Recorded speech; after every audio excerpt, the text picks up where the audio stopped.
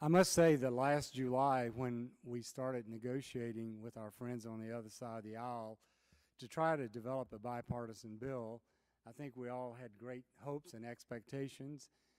And to be truthful about it, it's really frustrating because it all broke down over basically four issues. And one of those issues, which is now in this bill, simply said it requires FERC, in coordination with the Electric Reliability Organization, to complete an independent reliability analysis of any proposed or final federal rule that's $1 billion or more out of EPA. So here we are, EPA being more aggressive than ever is now saying we're going to finalize these rules, so we're asking FERC. We in Congress think FERC should look at the reliability.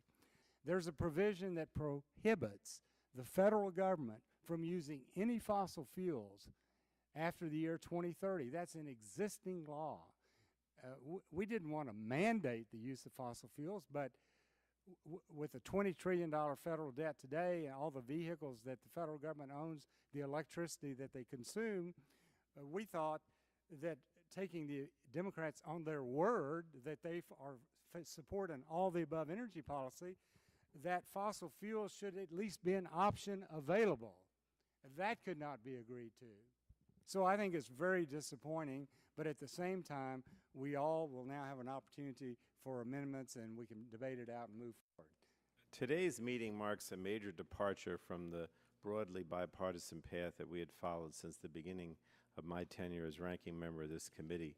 I had hoped that this moment would not come. This bill only aims to help polluters, in my opinion.